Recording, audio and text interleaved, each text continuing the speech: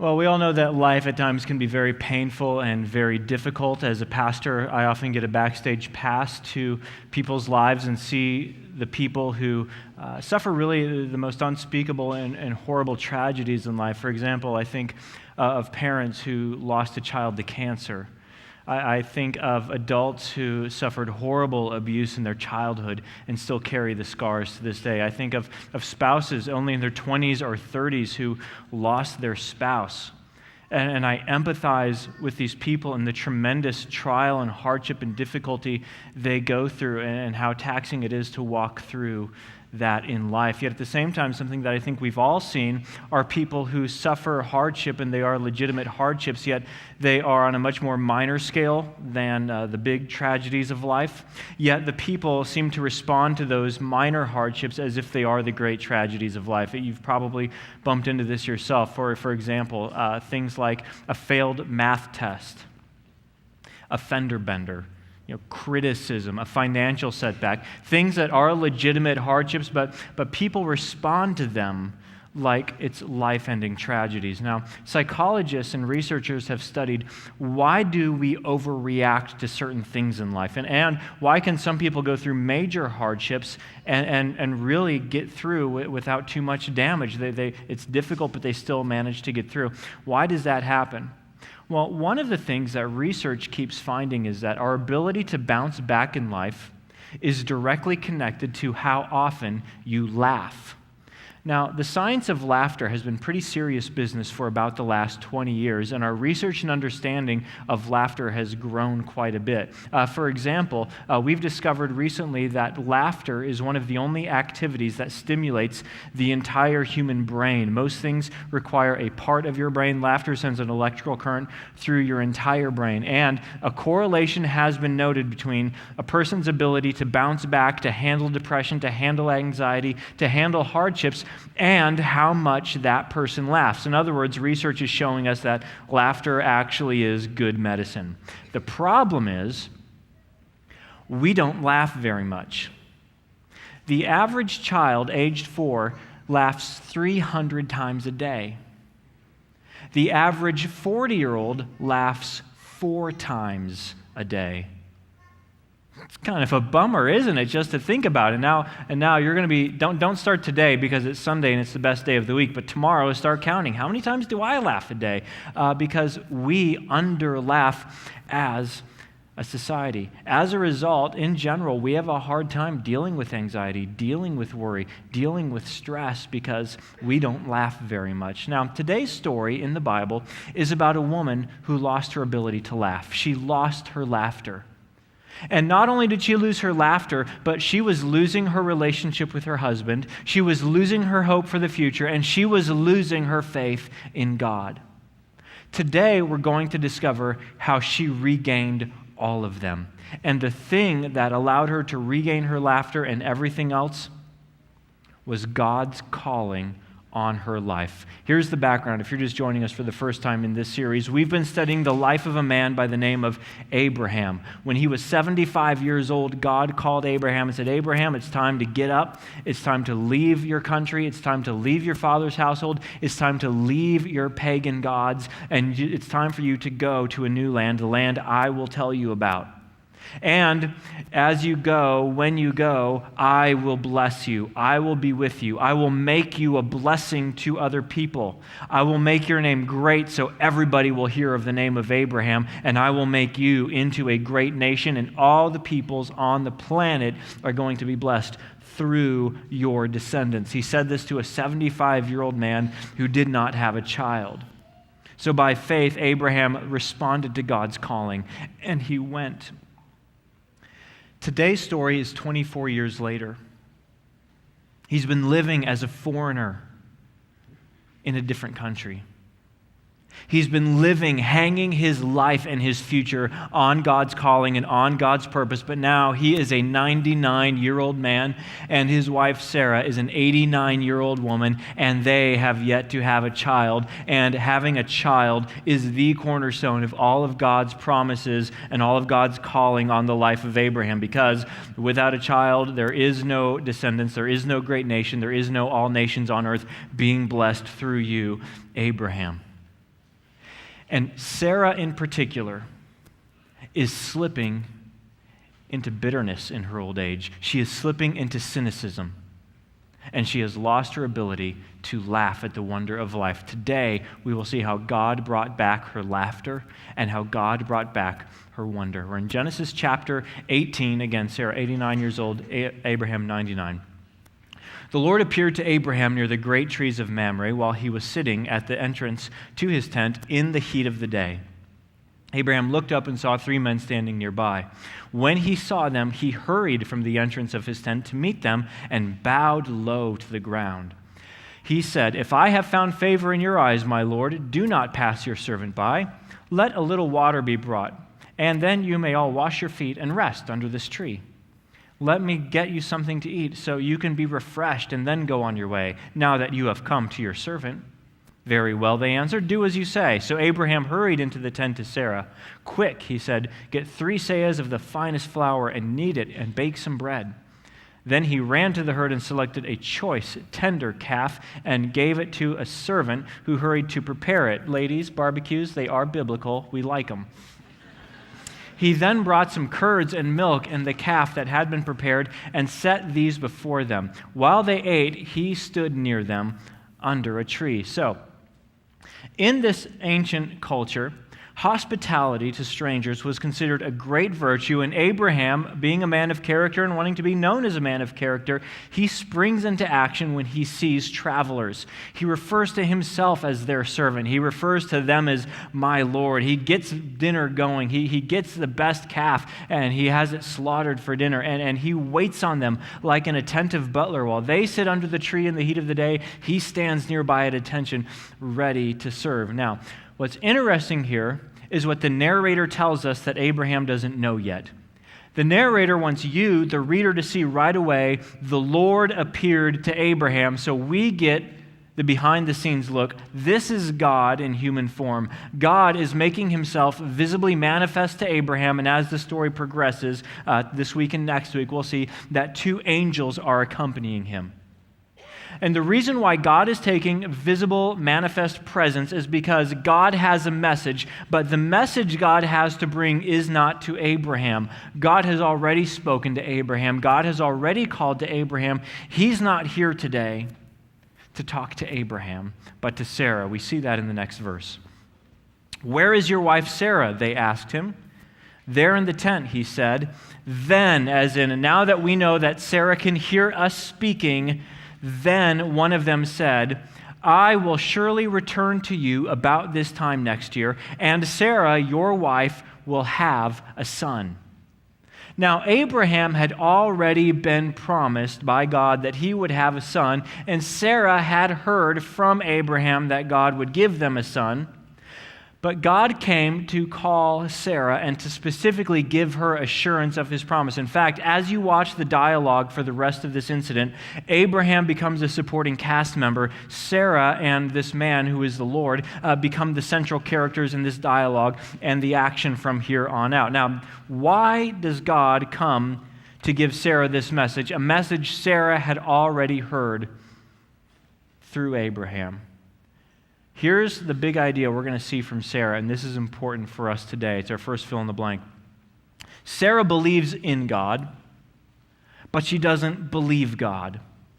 Sarah knows about God, but she does not know God. She believes God is real, but she is having a hard time believing that God is exactly who he says he is, that he is Almighty God who calls and blesses and is faithful, that he will do everything he has promised to do, that he will make Abraham into a great nation, that they will have a son. She believes in God, but she's having a hard time believing God. And so God is going to come to her very gently to speak to her. Now, we didn't cover it in this series, but 3 chapters earlier, in Genesis chapter 15, in fact, I highly recommend you read that one at home. If you want to Google Genesis 15, you can read it right now for that matter. In Genesis chapter 15, God visibly appeared to Abraham. And now this is the second time, the only time in the life of Abraham it happened.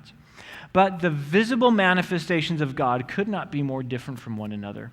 If you read Genesis 15, God comes in the dead and dark of night. This time, he comes in the heat of the day, in the noonday sun.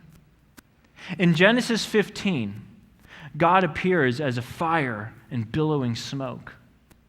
Here, he appears as a traveler with sore feet. In Genesis 15, when God comes, when God approaches, Abraham is filled with an overwhelming sense of dread at the coming of the Lord. Here, he's a gentle and worn-out traveler with a gentle message for a woman who believes in God but is having a hard time believing God. He's going to gently call her. See, because God does not always show up in the same way. Abraham needed something more bold. Sarah needs something more gentle. So that's how God comes to her. And here's what happens. He promised you're going to have a son. Now, Sarah was listening at the entrance to the tent, which was behind him. Abraham and Sarah were already very old, and Sarah was past the age of childbearing. So Sarah laughed to herself as she thought, "After I am worn out and my Lord is old, will I now have this pleasure?" Now, I'm going to ask for your forgiveness for what I'm about to do next. I'm still going to do it, but I'm just going to ask for your forgiveness first because I am about to channel my inner seventh grade nerd. Because when I was in seventh grade, it was not okay to be a nerd. I couldn't help it, and it was rough. Some of you who grew up my generation or older, you know what I mean. Now, it's like, cool. Hey, you're a nerd. That's cool. I'm like, where was this 30 years ago? I'm getting killed. I can barely get from my locker to the classroom without a wedgie.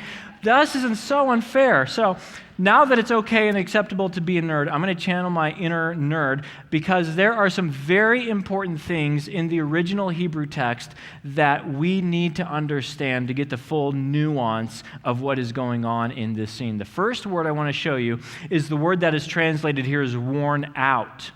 That word literally means useless, zero value, washed up. Sarah uses a word of incredible self-loathing and self-contempt to describe herself. She says, now that I am useless, now that I am washed out, now that I am good for nothing, and if you missed last week, we said in her culture, if you were barren, her culture said you have no value as a woman. And Sarah has so identified with what her culture says about what gives a human being value. She has adopted the label in her life of useless, worthless, worn out. That's all I am. That's what she says for herself, a word of huge self-contempt and hatred. Next key word here is this word right here, pleasure. Now, I do not think this word means what you think it means. Because we think she's talking about the pleasure of becoming a mother. Now, the only people who think that having a child is pleasurable are called men. Women do not think childbirth is something that is pleasurable. Now, the Hebrew word here is not talking about pleasure in a generic sense. It is very specifically talking about sexual pleasure. So you have to understand what Sarah is saying. Now that I've been through menopause, I am past the age of childbearing, I am a useless old woman, and my husband hasn't touched me in years. We're not even having sex anymore. Will I really have that pleasure? Will we really have a son? And she laughed to herself. Now, this is not the laughter of joy and oh goody. This is the laughter of bitter cynicism. This is the laughter of unbelief. It is the laughter that tries to hold despair and hopelessness at bay. That's where Sarah is at.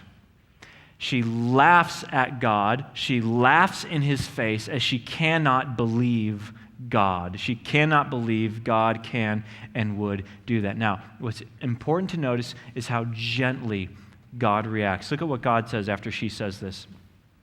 Then the Lord said to Abraham, he doesn't even rebuke her directly, he just knows she's overhearing, so it's again a very gentle rebuke. Why did Sarah laugh and say, will I really have a child now that I am old? Is that what Sarah said? She said, now that I am worn out, now that I am useless, will I have this pleasure? That's not what she said. The Lord is combing out all the self-loathing. He is filtering out all those labels she has adopted. That identity she has given herself, God pushes it away. He won't even listen to that. He will not even entertain a label that someone else has given her. He will not entertain a label that she has given herself, because God has given her a label of someone who is called, which means no matter what label someone else gives you, no matter what label you give you, that label doesn't stick when God labels you. And he will not accept that label. He said, why did Sarah laugh and say, will I really have a child now that I am old? Is anything too hard for the Lord? Now, this word hard is important because the word literally means wonder. It is the word that we find over and over in the book of Psalms that says, marvel and be in awe at the wonders of God, at the mighty acts of God. Be in wonder and amazement of this. He is saying, is anything too wonderful for the Lord? Is anything too wondrous for the Lord? Is that too hard for me to do? Is that too wonderful that it is beyond my ability? He continues, I will return to you at the appointed time next year, and Sarah will have a son. Sarah was afraid, so she lied and said, I did not laugh. But he said, yes, you did laugh. So, if laughing at God doesn't work, lie to him. Let's close in prayer. That's the more no. Okay, so how many people does God appear to in the world? Sarah gets a visit and she just botches it. Now, here's the thing. Sarah has the laughter of cynicism, and she is not believing in God. What's the problem? What's the underlying problem here? It's in that verse 14. Is anything too hard for the Lord? Is anything too wonderful for the Lord? Sarah has lost her wonder. Now, if you want to begin to understand what it means to live in wonder, I think you have to look at a child. Children basically are having a pretty good time in life. You don't hear too many kids say, I just don't know if my life has purpose. What's the meaning of life? No, they're generally out having fun. Why? Because for kids, their lives are filled with wonder. And it doesn't take too much energy or effort to get a kid to experience wonder. If you have a child and you want the child to experience wonder, what do? You tell a story. It doesn't even need to be a good story. It doesn't even have to make sense. It doesn't even need a plot. You just tell a story and the wonder is there and they're listening. You go to the zoo and you look at the animals. Wow, the wonder is there. And not only do they experience wonder, but they demand wonder. They will not accept a wonder-free life. So if they don't have wonder, they'll go find it. They'll go play. They'll go explore. They'll go build a fort out of sofa cushions. They will go use their imaginations. And if all else fails, because they will not tolerate a wonder-free day, they will walk up to you, hypothetically somewhere around the end of summer vacation, and say, Mom, I'm bored. Your kids do it too. That's amazing. Why do kids do it? Because they demand wonder. They expect a wonder-filled life. It was so amazing when our kids were little, somewhere around the age of 1, around the first birthday. And they start seeing and exploring and engaging with their world, the wonder that they have in their eyes at seeing everything for the first time. It made me realize back then in my late 20s how much wonder I had already lost and how much I'm regaining by seeing the world through their eyes. And the reason for that is the older we get, the harder and harder it is to live with wonder. The stories have to get better and better. The experiences have to get bigger and bigger. As we get older, the wonder leaves. That's why when you take the 4-year-old to the zoo, you say, look at the monkeys, and wow, look at that. And when you take a 15-year-old to the zoo, you say, look to the monkeys. Right? There's no wonder there. The older and older we get as human beings, the less and less wonder we have. Now, it's even worse than that for us. Because we live in a culture that hates wonder. We live in a culture that pushes the wonder right out of our hearts. Biologists will tell you that when you feel love, that's not love. That's just chemicals in the brain that evolved there over the millennia in order to help our genes reproduce. That's all that is. It's not love. Philosophers will tell you what you think is right and important and noble. That's not right. There is no truth. You're just culturally informed and you've been shaped. Your morals, your ethics, your sense of truth, it's all just been shaped by cultural norms. It's not real. Nothing's real. And then we're all going to die, and then the sun's going to blow up, and then anything we ever lived for doesn't matter anyway in the end. We live in a wonder-killing culture, and it's harder and harder for our hearts to hang on to wonder as we get older. So what do we do with that? Because we need wonder.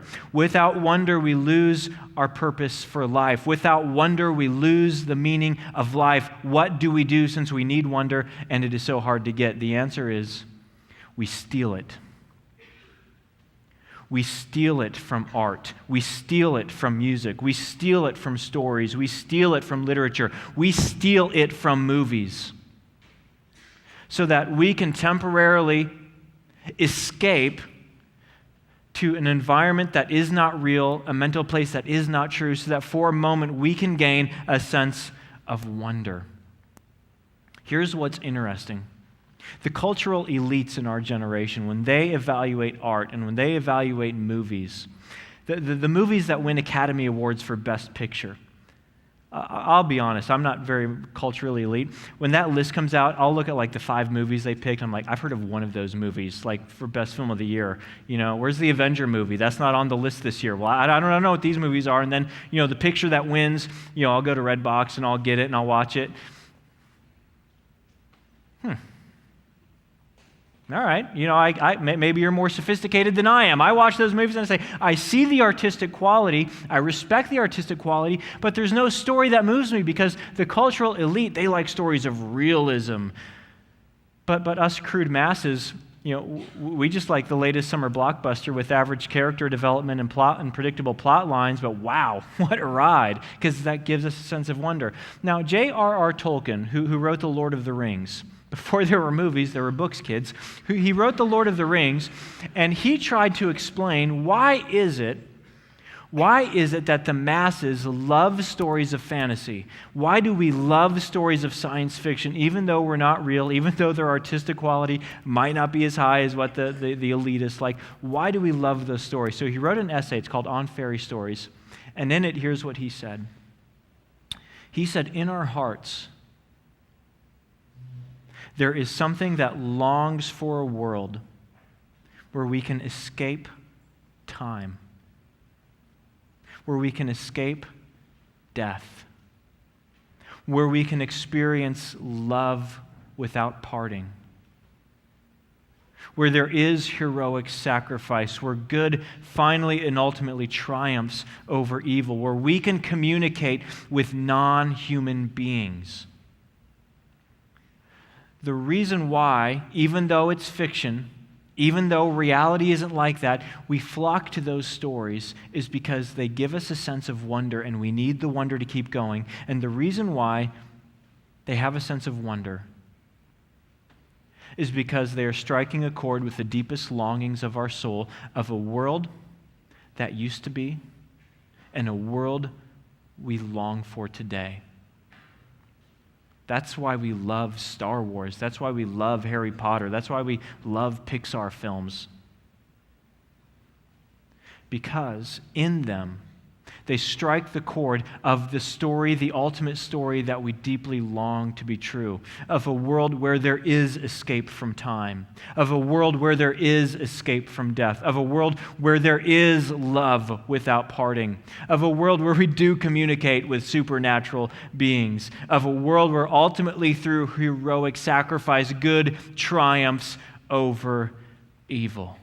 Because we know that's the way life should be, and we know somehow in our souls that's the way life was, and we long for life to be that way again.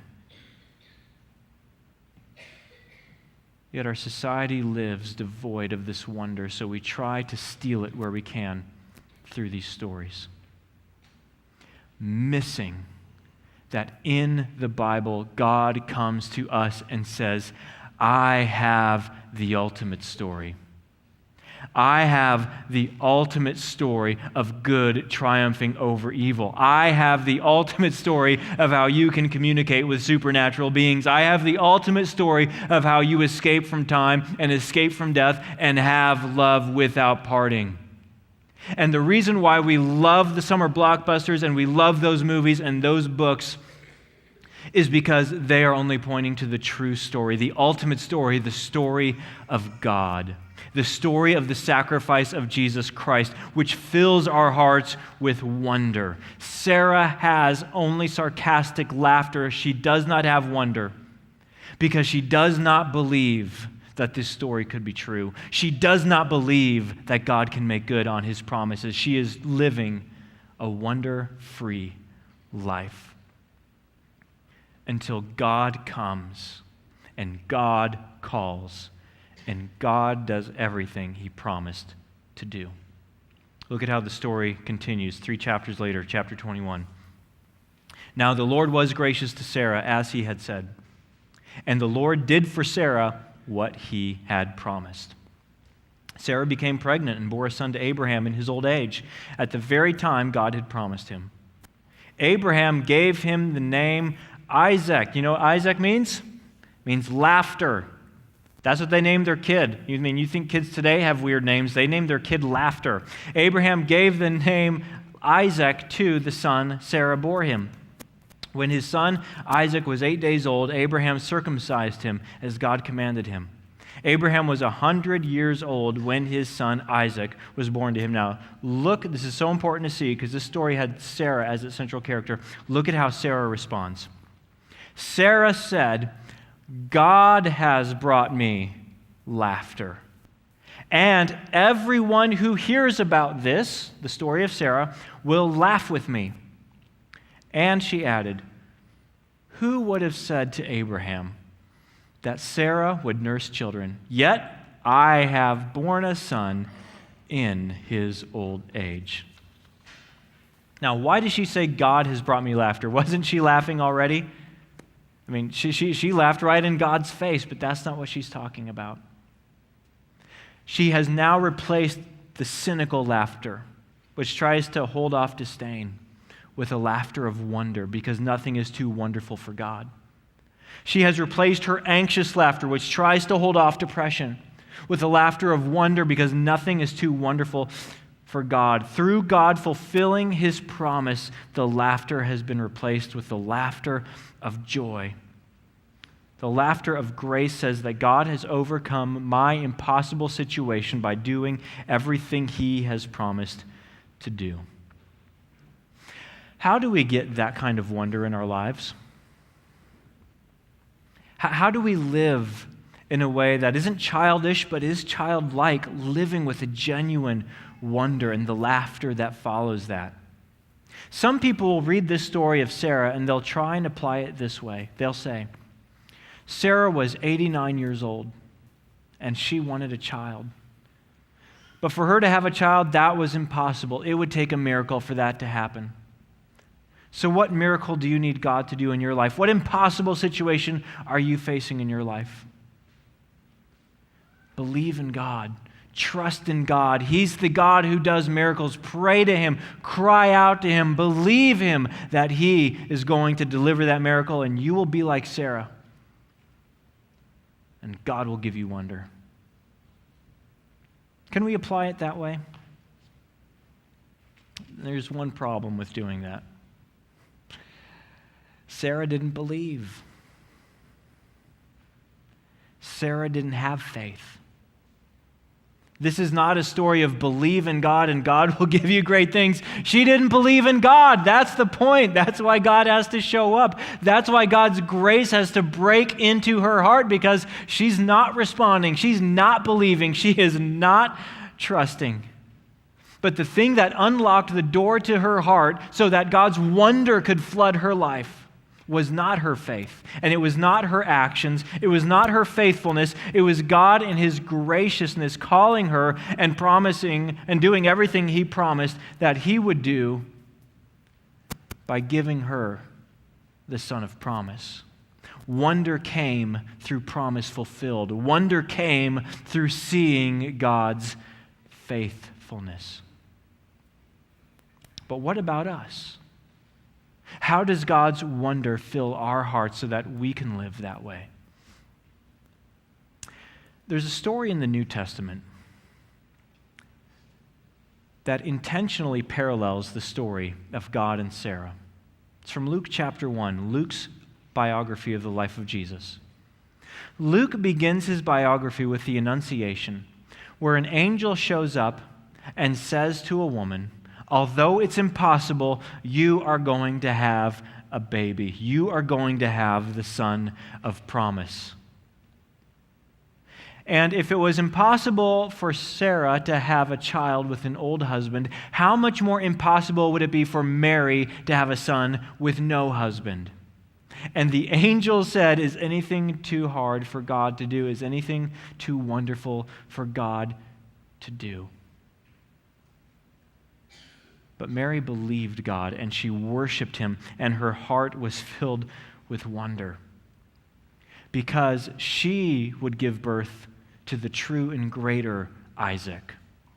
See, the Sarah and Isaac only pointed ahead to the true Isaac, the one who lived in the wonder of heaven. Jesus Christ left heaven to become, Isaiah the prophet tells us, the man of sorrows, to become one familiar with sufferings, to become the one who would bear our burdens and our shame and on the sin. And on the cross, Jesus Christ, the true Isaac, took God's frown so that through him, you can experience God's smile. You can experience God's favor. You can experience life without death. You can experience love without parting. It was through his heroic sacrifice that we have these things. Jesus is the true son of promise. Jesus is the true Isaac. Jesus is the one who brings wonder and laughter into our lives. When we see Jesus has given us all of these things, that's what begins to melt away the cynicism in our hearts and the bitterness and the anxiety, and replace it with a wonder that God should love us so much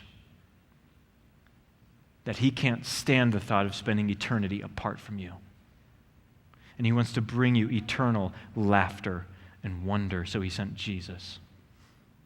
Now, in Sarah's response to all of this, we do see four characteristics of someone who has God's wonder fill their heart and life. And I just want to show you what these four characteristics are as we wrap up this morning. It's your last four fill in the blanks today. The first one is this: gospel wonder allows you to do these things.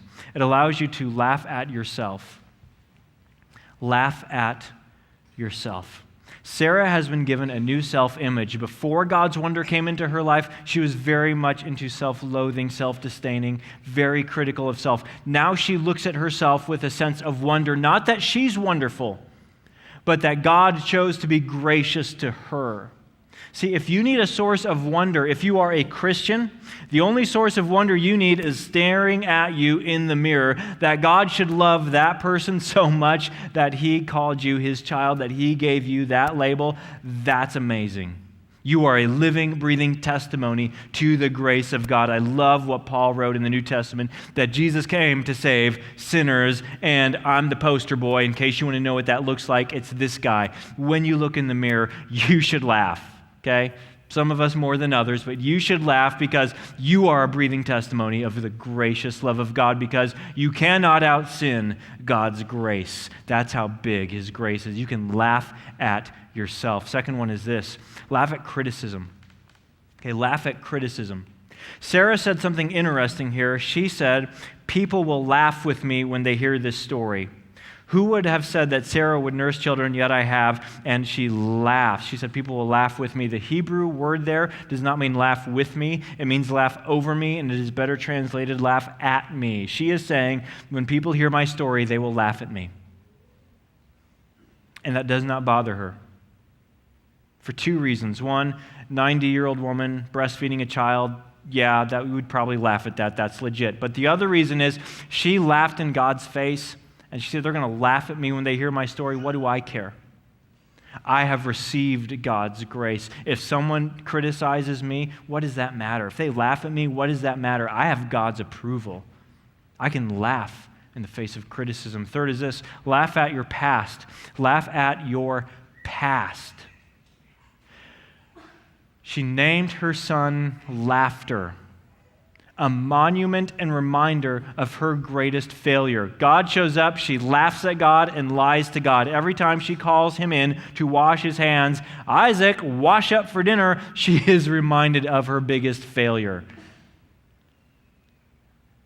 If you do not understand what it means that God is gracious, when it comes to your sin and when it comes to your failure, you will repress it, hide it, and try to bury it. Once God's wonder breaks into your heart, your past no longer becomes something you need to hide. It becomes a monument to God's glory. Your biggest failures, your biggest sins, your biggest mistakes all become monuments to the grace of God, which means you can laugh at your past. They do not control you anymore. God has set you free from them. Last thing is this that she does. Laugh at conventional wisdom. Why did God choose to bring Isaac into the world through a woman who was too old to have kids? Why did God bring Judah into the world through ugly Leah rather than beautiful Rachel? Why over and over does God choose the foolish things of the world to shame the wise, and the weak things of the world to shame the strong, and the lowly things and the things that are not to nullify the things that are? Why do I get to be a pastor at Hope? Why do you get to be part of God's kingdom? Why does Hope get to make a difference in lives and eternities of hundreds of people? Because God uses the outsiders, the washed up, the worn out, the things that have no value in this world. And he says, I don't need assistance. I'm going to do this all by myself, and I get to bring you along for the ride. That's God's style. He loves to use the worn out to make his biggest difference in the world. So that's what gospel wonder does to you. You can laugh at yourself. You can laugh at criticism. You can laugh at your past. You can laugh at the conventional wisdom because you know that the story that you long to be true is true in Jesus Christ, and that is your future. Now, if you're not a Christian, wouldn't you at least want that to be true? To think all the books and all the movies that you love to watch because they give you a sense of wonder. Wouldn't you at least want it to be true that they are all stories pointing to the ultimate story, the true story of God's grace? Why don't you go and find out whether or not Jesus really is the Son of God, who really did rise from death on Easter? And for those of you who are Christians, let him fill every day of your life with wonder, because that's how you get to a life filled with laughter. Let me pray for you. Father in heaven, thank you for the honesty of this story and the real life examples that we have in Scripture of people who are sinners, people who failed. Because, Father, for those of us listening today, every one of us knows our own failures, our own sins, our own lack of faith in you. I ask that your grace will flood our hearts, that your love for us will flood the depths of our hearts, that we would no longer be ashamed of our past, but we would glory in our future that you've given us, that we would live with your wonder in our hearts, so that we may be men and women who are freed from conventional wisdom, freed from guilt, freed from shame, liberated to live for eternal life. Jesus, thank you that the ultimate story we long for is true, and it came through your heroic sacrifice. Fix our future glory to be revealed deep in our hearts and minds. We ask this in your name, Jesus. Amen.